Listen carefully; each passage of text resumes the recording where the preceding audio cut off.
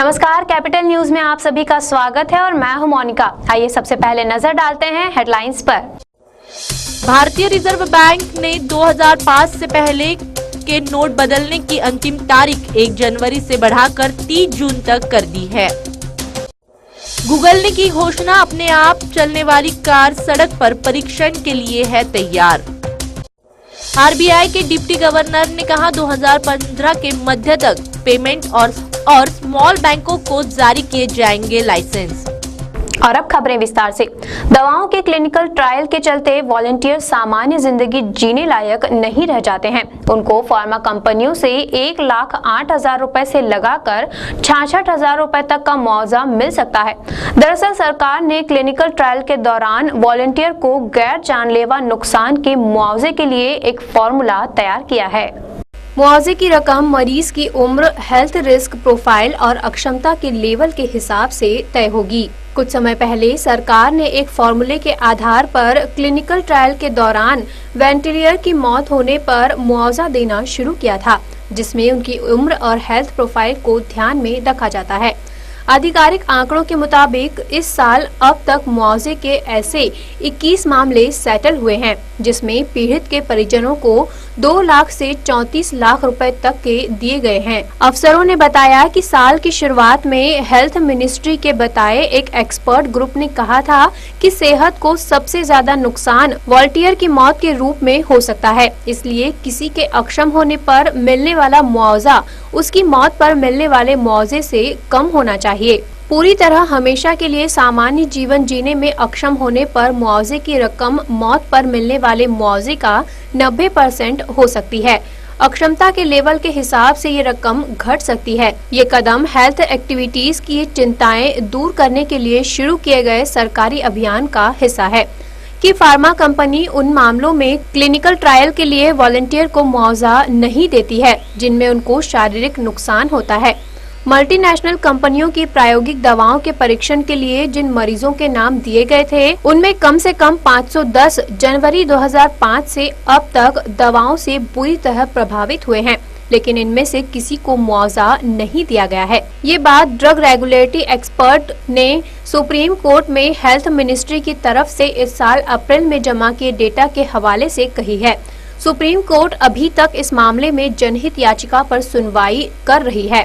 Global contract research organisation बताते हैं कि ये तय करना लगभग नामुमकिन है कि वॉलंटियर का हाल क्लिनिकल ट्रायल की वजह से बेहाल हुआ है या नहीं। उन्होंने कहा, इन्हीं सब बुनियादी दिक्कतों के चलते कहीं भी क्लिनिकल ट्रायल के लिए तब तक मुआवजा नहीं दिया जाता है जब तक इसमें स्पॉन्सर की तरफ से रूल तोड़े जाने की बात सामने नहीं आती हो। अगर ट्रायल में शामिल किसी शख्स के बच्चे को जन्म से कोई बीमारी होती है तो नए मेथड के हिसाब से उस परिवार को मुआवजे के तौर पर हर महीने 4,300 रुपए मिल सकते हैं। आईआरसीटीसी ने घोषणा की है कि कोहरे के कारण अगर ट्रेन 2 घंटे से ज्यादा देरी से चलती है तो आईआरसीटीसी यात्रियों को ट्रेन में भोजन मुहैया कराएगा। कोहरे के कारण अगर ट्रेन 2 घंटे से ज्यादा देरी से चलती है तो आईआरसीटीसी यात्रियों को ट्रेन में मुफ्त में भोजन मुहैया कराया जाएगा। घना कोहरा छाए रहने के कारण उत्तरी क्षेत्र की कई ट्रेनें कई घंटे की देरी से चल रही है। आईआरसीटीसी 2 घंटे से ज्यादा देरी की स्थिति में यात्रियों को भोजन मुहैया कराने की हर मुमकिन कोशिश कर रहा है। आईआरसीटीसी के एक वरिष्ठ अधिकारी ने बताया कि हालांकि यात्रा के दौरान ट्रेनों में मुफ्त कैटरिंग सेवा मुहैया कराई जा रही है, लेकिन प्लेटफॉर्म पर ये सेवा नहीं है। उन्होंने कहा कि समय को देखते हुए यात्रियों को चाय, कॉफी, दिन का भोजन, रात का भोजन अथवा नाश्ता, शाम की चाय दी जाए। भारतीय रिजर्व बैंक ने 2005 से पहले नोट बदलने की अंतिम तारीख 1 जनवरी से बढ़ाकर 30 जून कर दी है। इसके चलते अब वर्ष 2005 से पहले छपे 500 और 1,000 रुपए के नोट 30 जून 2015 तक बैंक से बदले जा सकेंगे। रिजर्व बैंक ऑफ इंडिया ने 2005 के पहले करेंसी नोट्स को बदलने की डेडलाइन बढ़ाकर 30 जून 2015 कर दी है। सेंट्रल बैंक ने स्पष्ट किया है कि ऐसे नोट अपनी कुल वैल्यू पर एक्सचेंज किए जा सकते हैं। आरबीआई ने स्पष्ट किया है कि ऐसे नोट तब तक कानूनी रूप से वैध रहेंगे।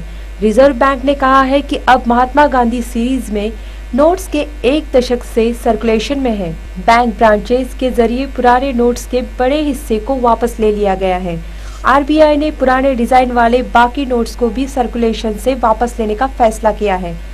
साल 2005 के पहले जारी किए गए करेंसी नोट्स के पीछे नोट की प्रिंटिंग का साल नहीं है। वहीं 2005 के बाद जारी किए गए नोट्स के पीछे प्रिंटिंग के साल को स्पष्ट रूप से देखा जा सकता है। रिजर्व बैंक ने कहा है कि एक ही समय में मल्टीपल सीरीज के नोट्स का सर्कुलेशन में न होना एक स्टैंडर्ड इंटरनेशनल प्रैक्टिस है। रिजर्व बैंक लगातार इस प्रक्रिया पर निगरानी रखेगा और इसकी समीक्षा करेगा ताकि आम लोगों को किसी तरह की दिक्कत ना हो। रिजर्व बैंक ने इस साल जनवरी में घोषणा की थी कि वह 2005 के पहले प्रिंटेड हुए सर्कुलेशन नोट्स को वापस लेगा। हालांकि आरबीआई ने मार्च 2014 में नोट बदलने की आखिरी तारीख को बढ़ाकर 1 जनवरी 2015 कर दिया था। सेंट्रल बैंक ने अभी तक 144.66 करोड़ ऐसे नोट जुटाए हैं जिनकी कुल वैल्यू 52,855 करोड़ रुपए है। 2005 के पहले छपे नोट एक्सचेंज करने की मुहिम लॉन्च करने के बाद से अक्टूबर तक रिजर्व बैंक ने 100 रुपए के 73.2 करोड़ नोट, 500 रुपए के 51.85 करोड़ नोट और 1000 के 19.61 करोड़ नोट बदले हैं। और कैपिटल न्यूज में यहाँ रुकेंगे एक छोटे से ब्रेक के लिए, जल्द लौटेंगे कुछ और अन्य खबरों के साथ। रफ्तार जिंदगी की खबर हर किसी की, नजर हर खबर पर, दस्तक सभी दर पर। खबर हो सियासी या हो फिल्मी फंतासी, सवाल हो आवाम का या गुहार हो सभी की, नब्ज हम सभी की। GTPL न्यूज़, खबर पल पल की। और ब्रेक के बाद एक बार फिर आप सभी का स्वागत है। सरकार संगठित क्षेत्र के कर्मचारियों को वेतन से 12% की अनिवार्य भविष्य निधि पीएफ कटौती से छूट दे सकती है। इसे घटाया भी जा सकता है। श्रम मंत्रालय की ओर से तैयार मसौदा विधेयक में 5 दशक से ज्यादा पुराने कर्मचारी भविष्य निधि कानून में बदलाव के लिए कुछ मामलों में ऐसा करने की बात कही गई है। सरकार संगठित क्षेत्र के कर्मचारियों को वेतन से 12% की अनिवार्य भविष्य निधि कटौती से छूट दे सकती है। इसे घटाया भी जा सकता है। श्रम मंत्रालय की ओर से तैयार मसौदा विधेयक में 5 दशक से ज्यादा पुराने कर्मचारी भविष्य निधि कानून में बदलाव के लिए कुछ मामलों में ऐसा करने की बात कही गई है। आरबीआई के डिप्टी गवर्नर एसएस मुद्रा ने कहा कि साल 2015 के मध्य तक पेमेंट और स्मॉल बैंकों के लाइसेंस जारी किए जा सकते हैं। इससे बैंकिंग प्रणाली में प्रतिस्पर्धा बढ़ने के साथ साथ ग्राहकों को भी काफी फायदा मिलेगा। मुद्रा ने कहा कि आरबीआई प्राथमिक सेक्टर के लिए कर्ज नियमों को संशोधित करने पर काम हो रहा है। फिलहाल नियमों की समीक्षा का काम शुरुआती दौर में है। वहीं मुद्रा ने नॉन बैंकिंग फाइनेंस कंपनियों और बैंकों के बीच कॉमन नियमों को पेश करने की ओर संकेत दिया है। उन्होंने कहा कि नए एनबीएफसी नियमों का मकसद ज्यादा नियामकीय स्पष्टता मुहैया कराना है। ऐसा होने से एनबीएफसी खुद को आसानी से बैंकों में तब्दील करने के लिए प्रोत्साहित होंगे।